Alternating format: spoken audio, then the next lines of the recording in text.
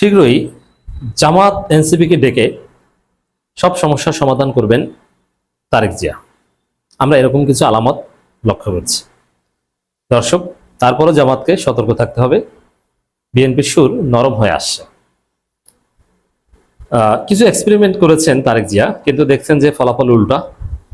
সেই পুরনো পথে হাঁটা তাদের পক্ষে সম্ভব নয়, বিএনপির পক্ষে আওয়ামী লীগ হয়ে ওঠা সম্ভব নয়, এবং ছাত্রদলের মাধ্যমে ক্যাম্পাস দখল করা একদম সম্ভব নয়। ছাত্রদল এমন মার খাবে। তারপরে তারেক জিয়া যে উদ্দেশ্যে ক্যাম্পাস দখল করাতে ওদেরকে পাঠিয়েছিলেন, উল্টো অ্যাকশন হবে, ব্যাকফায়ার হবে। দেখবেন যে ক্যাম্পাসে এখন ছাত্রদলের যতটুকু গুরুত্ব আছে ততটুকু গুরুত্ব থাকবে না, আমসালা সব যাবে। এবং অর্থনীতির অবস্থা খুবই খারাপ। IMF, ওয়ার্ল্ড ব্যাংকের মাইন্ডকে চিপে পড়েছে বিএনপি সরকার, এবং মার্কিন যুক্তরাষ্ট্রের যে ব্যর্থতা এবং যুক্তরাষ্ট্রের সাথে যে গোপন চুক্তি নির্বাচনে 3 দিন আগে হয়েছিল, সেই চুক্তির খড়গ এখন পোহাতে হচ্ছে। মার্কিন যুক্তরাষ্ট্র ঘাড়ে চাপ দিয়ে তাদের এই দুঃসময়ে অনেক কিছু করিয়ে দিচ্ছে। যেমন সেন্ট মার্টিন নিয়ে রহস্য আছে, পরিবেশ মন্ত্রী বানিয়েছে একদম আমেরিকার অত্যন্ত বিশ্বস্ত লোক আব্দুল আউয়াল মিন্টুকে। তিনি বলছেন যে সেন্ট মার্টিনে যাওয়া যাবে না। আবার হিউজ অ্যামাউন্টের লোন দিয়ে, যেখানে বাংলাদেশে টাকার অভাবে বিদ্যুৎ উৎপাদন করতে পারছে না, আদানির বকেয়া আরো অনেক কিছু দিতে হিমশিম খাচ্ছে, আমাদের বিদ্যুতের কাঁচামাল আমদানি করতে পারছে না, যেখানে আমাদের কমপক্ষে $4 বিলিয়ন হলে মোটামুটি একটু চলা যায়, লোডশেডিং এর চাপ একটু কমে না, কোনো কিছুই সমাধান করতে পারছে না। তখন আমরা শুনতে পাচ্ছি বিমানমন্ত্রী, বিমান প্রতিমন্ত্রী এদের কথাটা, সেই আমেরিকার কাছ থেকে নাকি আমাদের অনেকগুলো বোয়িং কিনতে হবে, ওই যে গোপন চুক্তি। অথচ এটা একটা অলাভজনক খাত এবং এটা পড়ে থাকে। এবং যেখানে বড় বড় এয়ারলাইন্স কোম্পানিগুলো ব্যবসা গুটিয়ে নেওয়ার চিন্তা করছে, তাইওয়ান বা কোনো একটা দেশের এয়ারলাইন্স কোম্পানি তাদের ব্যবসা একদম গুটিয়ে ফেলেছে, যে লাভ হয় না, অবস্থা খারাপ। যুদ্ধ বিধ্বস্ত পৃথিবীতে এয়ারলাইন্স কোম্পানির ব্যবসায় ধস। কাতার এয়ারওয়েজ কিংবা এমিরেটস এয়ারওয়েজ, তাদের অবস্থাই খারাপ, তেমন একটা লাভ হয় না, কোন রকম জোড়াতালে যে টিকে থাকে। সেখানে বাংলাদেশ সরকার আমেরিকার কাছ থেকে $4 বিলিয়ন বোয়িং কিনতে বাধ্য। এই বিমান দিয়ে কি করবে? এবং সেগুলো যে মেনটেনেন্স কস্ট, মানে স্যাপ চলে না দুধ রোজ। একটা কথা আছে না, যে ঘর নাই দুয়ার দিয়ে ঘুমায়। আরে যেখানে ঘর নাই, মাথার উপরে ছাদ নাই, দেয়াল নাই, সেখানে আপনি দরজা বানাচ্ছেন, এবং উন্নত দরজা, কালারফুল দরজা, এটা হয়? বাংলাদেশ যেখানে বিদ্যুৎ উৎপাদনের টাকা নাই, বিদ্যুতের বিল পরিশোধের টাকা নাই, বাজেট প্রণয়ন করার মতো টাকা নাই, ব্যাংক খাত ধ্বংস, সেখানে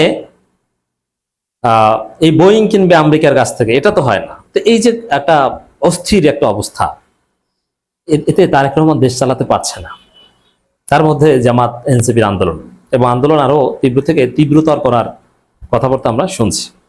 এই বাস্তবতায় তারেক রহমান উদ্যোগ নিয়েছেন খুব শীঘ্রই এই জামাত এনসিপিকে ডেকে সমস্যার সমাধান করতে, জুলাই সনদ বা এগুলোর একটা আন্ডারস্ট্যান্ডিং এ আসতে। তবে হ্যাঁ, তারেক রহমান বিএনপি মাঝে মাঝে এরকম আসতে চায়, মাঝে মাঝে এরকম উদ্যোগ নেয়, কিন্তু ওই যে ভারত আমেরিকার ফাঁদে পড়েছে, চাইলেই অনেক কিছু করতে পারে না। ভারত লাগাম টেনে ধরে। কারণ বাংলাদেশের যদি একটা সুন্দর রাজনৈতিক ব্যবস্থা কায়েম হয়, প্রতিষ্ঠানগুলো যদি প্রাতিষ্ঠানিক রূপ পায়, গণতন্ত্র যদি প্রাতিষ্ঠানিক রূপ পায়, তাহলে তো আর মার্কিন ডিপ স্টেট আর ভারতের ডিপ স্টেটের খেলা চলে না। এই কারণে তারা এগুলো লাগাম টেনে ধরে। তো এখন সর্বশেষ খবর আমাদের কাছে যে তারেক জিয়া, বিএনপি কিছুটা সুর নরম হয়েছে, যে এই ছাত্র দলের যে আকাম এবং বিএনপির যে সন্ত্রাসী, এতে উল্টো অ্যাকশন হয়েছে, এবং যেভাবে জামাত এনসিপি খেলছে তাতে বিএনপির অবস্থা 12টা। এখন তারেক জিয়া জামাত এনসিপিকে ডেকে সমস্যা সমাধানের একটা চিন্তা করছেন, যার অংশ হিসেবে জুলাই সনদের প্রতিটি দফা বাস্তবায়নে সরকার বদ্ধপরিকর, এই কথা বলছেন মাননীয় প্রধানমন্ত্রী। জুলাই সনদের প্রতিটি দফা বাস্তবায়নে সরকার বদ্ধপরিকর। তো দর্শক, জুলাই সনদের প্রতিটি দফা অক্ষরে অক্ষরে বাস্তবায়নে সরকার বদ্ধপরিকর বলে জানিয়েছেন মাননীয় প্রধানমন্ত্রী তারেক রহমান।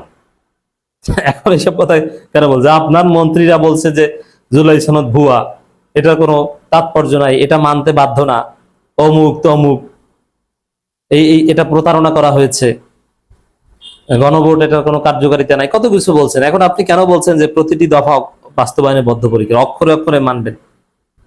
মানে বুঝতে পারছেন যে দেশ চালাতে আর পারছেন না। এই জন্য আমরা বলি যে জুলাই সনদ তো মানবেনই ভাইয়া। আপনি একদম জাতীয় সরকার গঠন করে ফেলেন, দেশ বাঁচবে, আপনার ক্ষমতা বাঁচবে, আপনার সরকার টিকে থাকবে। নইলে আপনি 5 বছর তো দূর কি বাদ, 1.5 বছরও টিকতে পারবেন না। জাতীয় সরকার গঠন করতে আপনি বাধ্য, কারণ বাংলাদেশের যে অবস্থা, এতে জাতীয় সরকার ছাড়া চালানো যাবে না।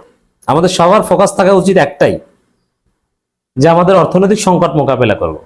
বিরোধী দল সরকারি দলের মধ্যে খোঁচাখুচি করার কোনো টাইম আমাদের নাই, বাট রাজনীতিতে এখন সংকট মোকাবেলা নিয়ে কোনো আলাপই নেই। সমস্ত আলাপ এখন এই সরকারি দল বিরোধী দল খোঁচাখুচি নিয়ে। এই জন্য জাতীয় সরকার গঠন করলে এই সমস্যা থাকবে না। ক্যাম্পাসে যদি বিএনপি শক্তি ক্ষয় করতে হয়, তাহলে সংকট মোকাবেলা করবে কিভাবে তারা? আমার জামাতের আন্দোলন মোকাবেলা করতে নাকি তারা রাজপথে নামবে, তাহলে আপনি অর্থনীতি এগুলো এইসব সংকট কিভাবে আপনি পুনর্গঠন করবেন? জুলাই সনদের প্রতিটি দফা অক্ষরে অক্ষরে বাস্তবায়নে সরকার বদ্ধপরিকর বলে জানিয়েছেন প্রধানমন্ত্রী তারেক রহমান।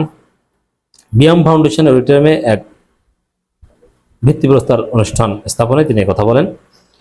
প্রধানমন্ত্রী বলেন, দীর্ঘ 1.5 দশক পর দেশের গণতন্ত্রকামী জনগণ ভোট দিয়ে আমাদের সরকারকে নির্বাচিত করেছে। দীর্ঘদিন ধরে একটি ন্যায়ভিত্তিক ও জনকল্যাণমূলক শাসন ব্যবস্থার আকাঙ্ক্ষার প্রতিফলন হচ্ছে বর্তমান সরকার। হ্যাঁ, আকাঙ্ক্ষার প্রতিফলন, বাট সেই আকাঙ্ক্ষা আপনারা বাস্তবায়ন করতে পারছেন না। সে আকাঙ্ক্ষার বাস্তবায়ন হবে যদি আপনি জাতীয় সরকার গঠন করতে পারেন। এটা আপনার প্রতিশ্রুতি। জামাত এনসিপি নিয়ে জাতীয় সরকার গঠন করেন, দেখবেন সমস্যা 90% এমনি সমাধান হয়ে গেছে, এবং আপনি ফোকাস করতে পারছেন, আপনি ইতিহাসের নায়ক হয়ে থাকতে পারবেন। নইলে আমি যে কথাটা আগেও বলেছি, আবারও বলি, তারেক রহমান যদি জাতীয় সরকার গঠন করে দেশের সংকট নিরসন করতে না পারেন, ইতিহাসের সবচেয়ে নিকৃষ্ট প্রধানমন্ত্রী হিসেবে তার নাম লেখা থাকবে।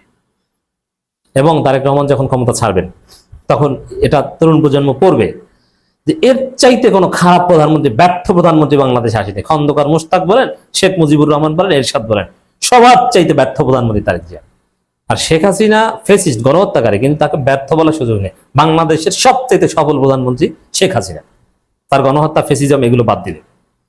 প্রধানমন্ত্রী হিসাবে পররাষ্ট্রনীতির যে ব্যালেন্স করা, আমেরিকা, চীন, ভারত সবগুলোকে ডিল করা, এমনকি পাকিস্তানের সাথেও সবচেয়ে ঘনিষ্ঠ সম্পর্ক ছিল শেখ হাসিনার।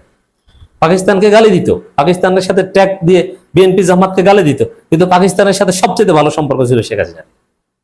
শেখ হাসিনাকে ব্যর্থ প্রধানমন্ত্রী যারা বলে তারা মূর্খ। শেখ হাসিনাকে বলতে হবে খুনি প্রধানমন্ত্রী, ফেসিস্ট প্রধানমন্ত্রী, মানবতা হরণকারী প্রধানমন্ত্রী, অগণতান্ত্রিক প্রধানমন্ত্রী। বাট প্রধানমন্ত্রী হিসেবে রাষ্ট্র চালানো নানান বিষয়ের যেগুলো মৌলিক কাজ, এগুলোর ক্ষেত্রে তিনি সফল, এই কয়েকটা বিষয় বাদে।